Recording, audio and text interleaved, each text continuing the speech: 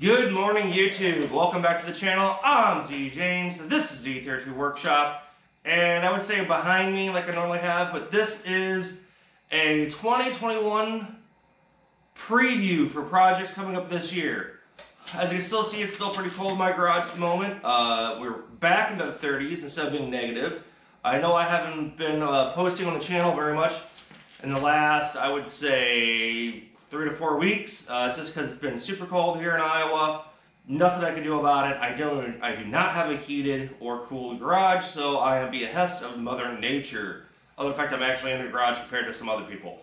But the projects that are going on this 2021, as you can see, I want to do the twin turbo motor, but there is also stuff I need to do suspension upgrades. I need to finally get replacing some stuff that is, 25 plus year old motor stuff, or not motor stuff, rear end, I should say. And let me show you off. Let's start off what I'm going to be here that I want to replace. I ordered up some SPC Performance. These would be the tow rod arms in the back. Now these guys are completely adjustable for doing this stuff. Let me show you where we're at here, guys. I know, bear with me. Literally doing this super early in the morning. Come on, open it. The reason I picked the SPC is because instead of being a spherical joint, which is metal on metal, which can bind if you don't do them right and make a bunch of noise, I actually went with a rubber one, but still have the adjustability. As you can see, this sits in the back and adjusts the toe on it. These are for NA only, because this actually is the component that adjusts on the twin turbo subframe the rear toe for traction, for the super high cast. But in the NAs, this is actually just a solid piece that has zero adjustment from the factory, so I bought new to do the adjustment. That's one thing. The other thing is another SPC Performance here, and everyone who knows what this is should see it right away. Bear with me here, folks. That's the hardware. Come on. This is the kit that comes from SPC.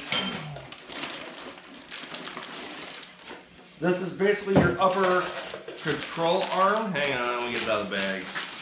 Boy, I should have had this prepped for you guys in the morning here.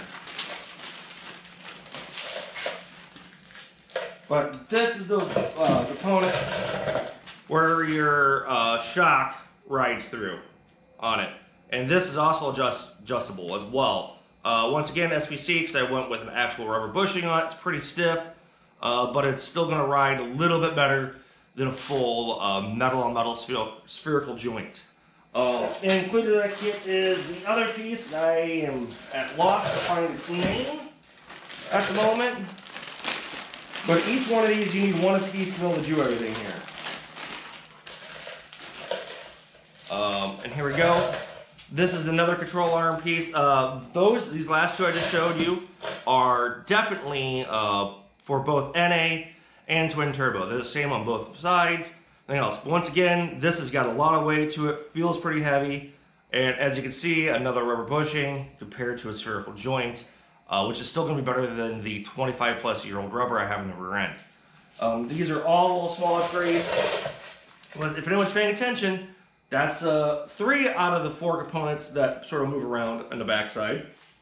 And then the next one here that is real nice, and let me see if you guys can guess what's in this box from Nismo. I actually had to buy these from Japan. I actually ordered this stuff, all this through Concept Z Performance, just so you know they're not paying me money. I'm spending my own. This is what's going on the products. But this is what's going to get put in. Let me get this opened up to you so you guys can see these. These are the rear lower control arms.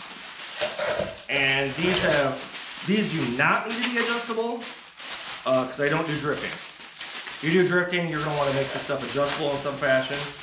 Oh, come here, Bolt.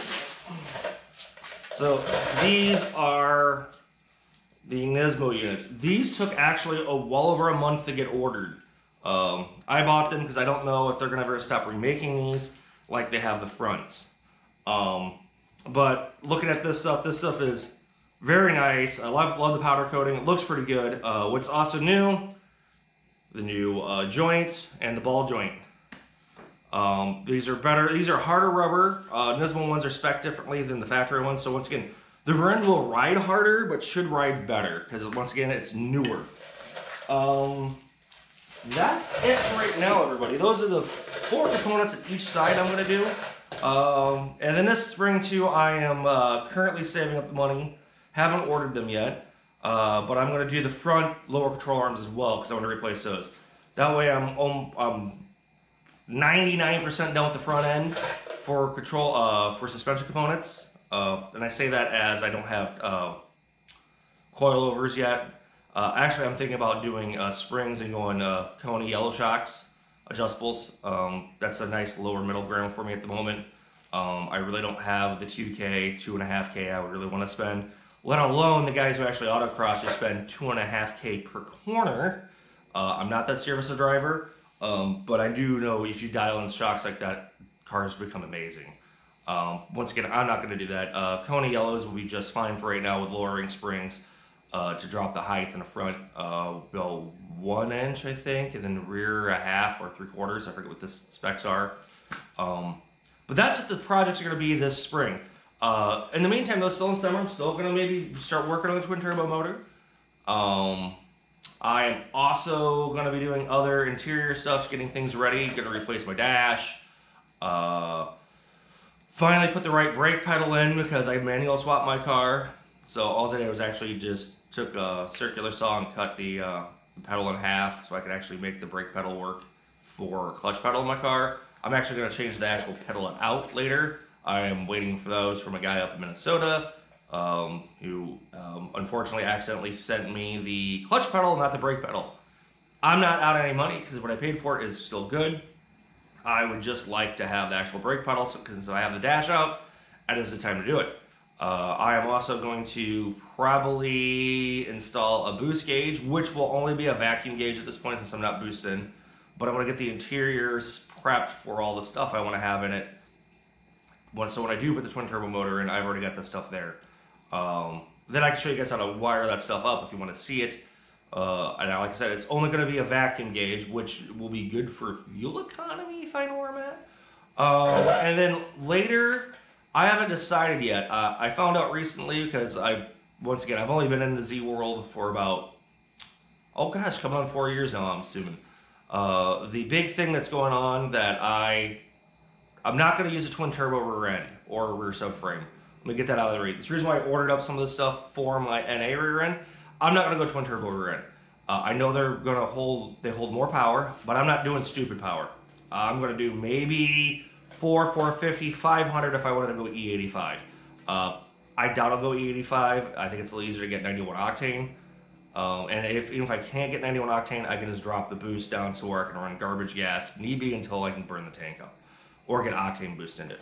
But the thing I found out that I found is super amazing, I didn't realize it. One of the guys on the Facebook groups told me about it. I about fell over because I was really concerned about NA rear end with a twin turbo motor and the transmission buzzing down the highway. For autocross, I think it's going to be great. I'm just thinking fuel economy in 5th gear, especially going down. I mean, I'm already well over $3,000 doing 75 mile an hour down the interstate. I don't want to have a boosted motor where I'm already in boost just cruising. I would like to not be that way. Now, I can adjust with a boost controller. I get that. But I would like a little bit better gearing on that. Now, that being said, I didn't realize Infiniti Q45, the sedans, have the same rear end, same pumpkin, same centerpiece as what's in our car. And that just bolts right in. Right now, the NA rear end is 411s, 410, somewhere in there, which is a great car. I mean, great. I know guys who take those rear ends, and, well, I don't know guys, but I know on the internet guys use those, the NA rear ends and subframes for drag racing because it's a better drag racing rear end. And it does hold up the power. It's just the axles tend to be a little weak sometimes, but they're still strong as geese. It really depends on how much power you're doing. I know I'm rambling here, folks. I'm trying to keep this under 15 minutes. The thing that I'm getting at is if I go to the Q45 rear end, which I got to source yet, gives me 367s, which is the exact same as the TT rear end. Which if I do that, I'll have to change out my speedo sensor in the transmission. No big deal. I'll maybe walk you guys through that process as well. And while I'm doing that, I can also replace the bushings that hold the rear end in, because there's 4 bushings there. And that will be so much of the rear suspension being changed out and done over. That being said, that might come a little sooner rather than later, because that investment is less investment than buying all the components for a twin turbo swap, which I already have, but I want to rebuild this the way I want, which means I'm dumping more money in it than I'd like to say, but you need to do it right. And once you make those investments, you should be fine. You need to do it. You know, it's timing kit, there's $700. Getting new turbos, that's $2,000. Well, it's like $1,800. Getting all new boost hoses because I really don't like all the old rubber.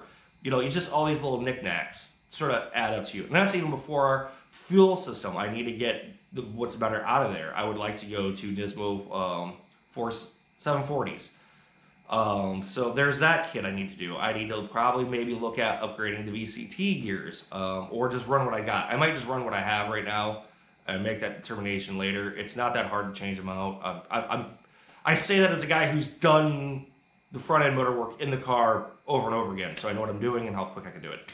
I can do it over a weekend pretty easily. You know, there's all sorts of stuff that just maintenance need to be done to this motor, and not including other stuff. And then I do want to get some type of the exhaust manifolds. I haven't decided what I want yet. I kind of want some Mike Smith Performance ones, which are going to cost me a cool $1,000 to get. But once again, those are investments for something I don't need to go after later, because once they're on, they're on.